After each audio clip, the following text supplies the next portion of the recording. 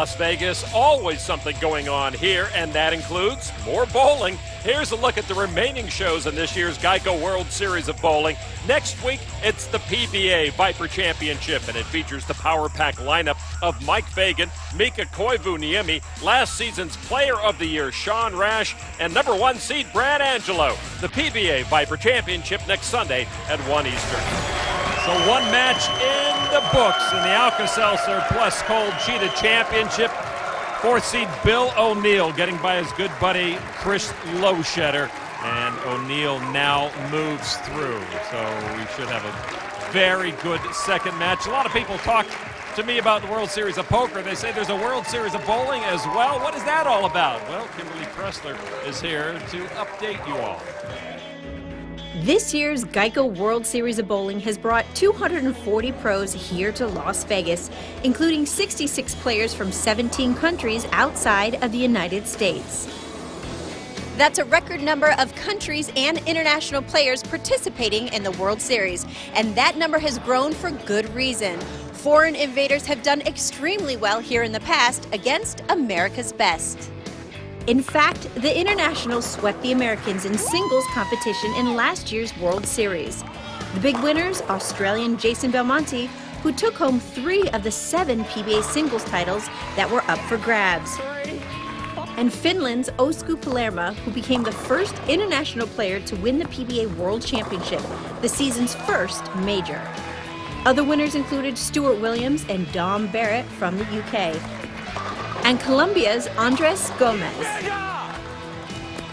When they see us in America doing well, I think it gives them a little bit of confidence to come over here. And, there are some really talented players all over the world. And it's just so brilliant that a tournament like the World Series of Bowling has the ability to bring everybody into the one place, because it's what our sport needs. We need more competitive environments from bowlers from all 4 corners of the globe, and this is doing that. We're one of the first international guys to come out here and be successful, really, apart from you take away Mika, who's been out for years, and Leto as well. So to come out here and be successful, I hope opens a lot of the guys' eyes over there, and also it's going to open a lot of the Americans and the world's eyes as well, to see that we can compete and we can bowl and make it into a real worldwide sport. Is what it should be. Returning for the 2nd straight year is the team from Bahrain, coached by American Tim Mack, who's won 72 titles around the globe in his career. Mack brought 7 players to this year's World Series, with Fawaz Abdullah making the final stepladder in the Chameleon Championship 2 weeks from now. The most important thing I wanted to instill in them is that they can play with anybody. All the great players in America all believe that at any time they're the best in the world, and that's what leads to great success. So I had a lot of success internationally, and I wanted to give them as much confidence and much belief in themselves as possible. That's something that we do in sport in America. We're very confident in ourselves, and it usually leads to great results. And I think if you believe in yourself, good things happen, and that's what they're starting to do. So the international players have returned in full force to this year's World Series. But have the Americans rebounded after being swept last year in singles play? Perhaps, since today's Cheetah Championship is an all-USA final. But the American players and those rooting for them better enjoy it. The remaining 4 PBA titles available at this year's Geico World Series of Bowling could end up in foreign hands. Thanks very much, Kimberly. The World Series of Bowling, usually a very strong international flavor, but all American bowlers here in this Cheetah Championship, and we got a good match coming up after O'Neill has advanced. Well, Jeff Roche is making his first ever telecast, and that's always been a tall order out here. It's like a prize fight. Everybody comes in with a plan until they get hit, and then that plan kind of goes away. So we'll see how Jeff Roche handles the nerves going for his first ever title, bowling on his first ever telecast. Bill O'Neill, however, has got all the momentum going in his favor. He bowled a big game against Chris Loschetter, and Bill O'Neill is a proven winner. Tall task for Mr. Roche today. When we come back, it will be Roche and Bill O'Neill bowling in the semifinals of this Cheetah Championship. Plus Cold Cheetah Championship from South Point Hotel and Casino in Las Vegas, Nevada. Lon McCarron along with Randy Peterson and Kimberly Pressler, ready for our semifinal match. Bill O'Neill coming off a convincing win against his buddy Chris Loschetter, and now O'Neill taking on kind of a wild card in his final, Jeff Roche. First, O'Neill will get us back underway on the left lane.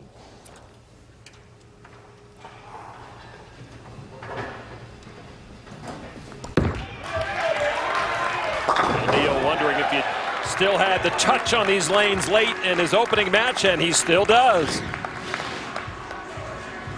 Nice way to start a little trip four, but going to get a close and personal look at Jeff Roche and what nerves can do to professional bowlers. 34 years old, Dearborn, Michigan, no titles, unorthodox style.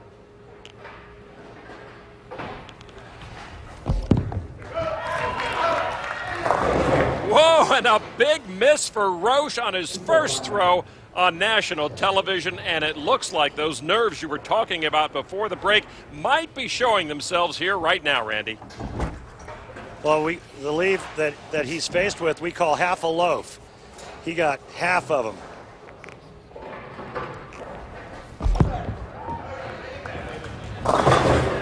His first frame, an open one for Jeff Roche. When we spoke with him earlier, Jeff did not think the nerves would be an issue. I don't feel too nervous now, but I'm just wondering kind of what it'll be like, you know. So I bowled on TV before in Michigan, so I've done all right. So I'm not really that worried, but it'll be different. I remember way back when I bowled my first telecast, hard to breathe, hard to get through the nerves, and then before you know it, the match is over and you've lost by 30 or 40. Jeff Roche needs to fight through it, somehow just find a way to get her done. He is on the game's biggest stage, 10 pen, and it's not getting any easier. He bowled a 300 this week and averaged just a fraction under 250. But he also did say that Cheetah is one of his favorite oil patterns.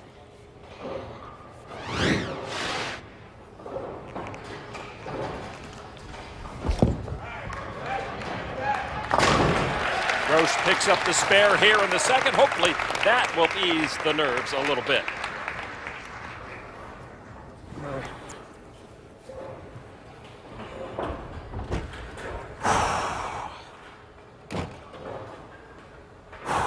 So Bill O'Neill back up after a strike in the first.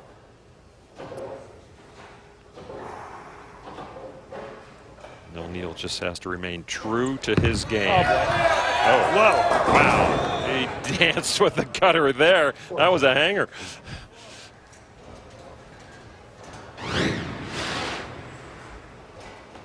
This is out of his hand, and he was like, whoa, hang on. And you can see just how dry the outside part of the Cheetah oil pattern is. You get it there too quick, it actually overhooks. So O'Neill has to be careful not to be caught by surprise from Jeff Roche. Just do what you do. You're one of the best in the game. You don't want to be, sometimes you up against an unknown, up against someone who's not usually there, and you could have a tendency to play down to your competition, and that's where the mental strength of the game comes in.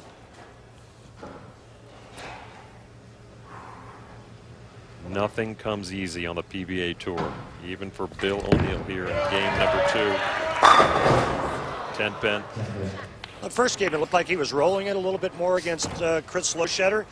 Now it looks like he's trying to tip it or create a little bit more rotation. As the lane breaks down, or the oil pattern breaks down, he starts to move in. He needs to create a little bit more right to left motion. And the way to do that is by trying to spin it a little bit more.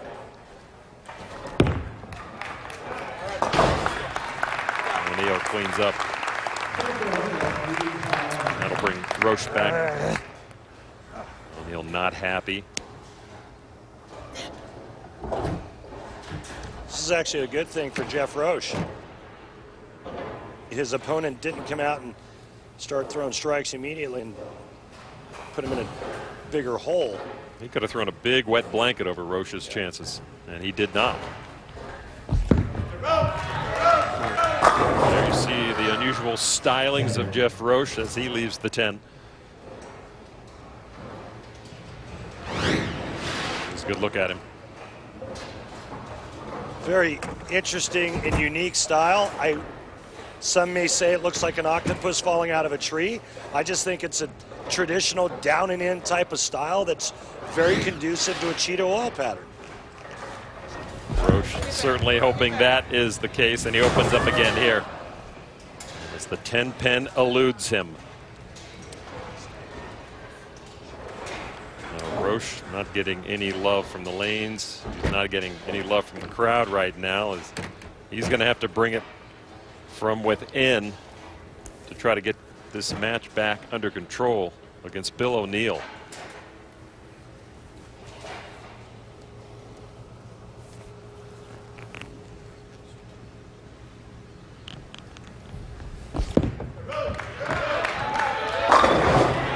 Good follow-up to an open frame. Roche's first strike of the match.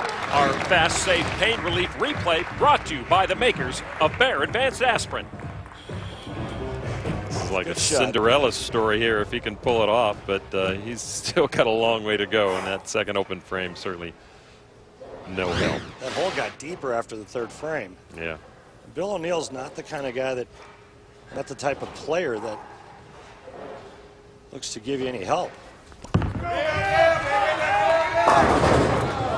That'll gave it the help now. Yeah, absolutely. You gotta be kidding. That was pretty good there. This pattern is befuddling them so far. Usually high scoring. High scoring, although the lanes are changing. Bill O'Neill's adjustments aren't working. I think the flat 10 the last game really got him, because now it maybe got into his head that he needs to create a little bit more axis rotation. The axis rotation is what just created that 4-9 split. You saw the concern on the furrowed brow of Christy O'Neill, Bill's wife, and with good cause as Bill opens up now.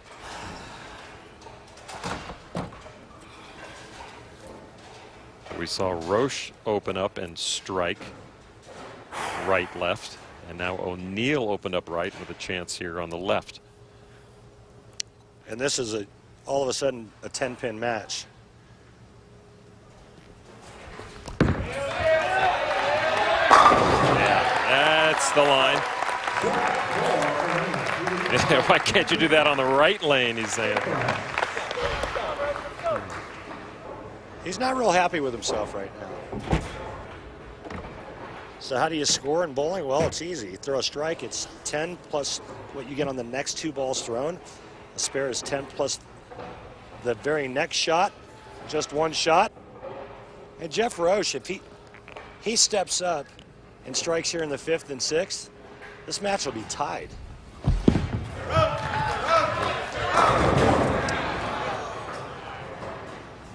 And Roche really needed that hit there. Is he throwing the ball better, though? Do you think? Is it just? Well, it's hitting the pocket. I mean, the last 4 shots have hit the pocket, but he's missed the 10-pin, and he's missed the bucket with the 7, and he's missed the 10-pin again.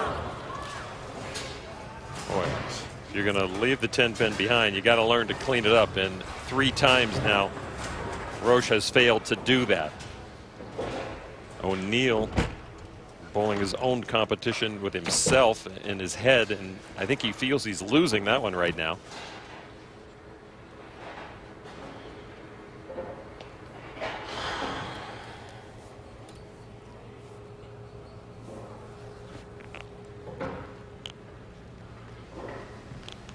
Now Roche. This still could be anybody's ball game. And there he got the 10-pin to tip.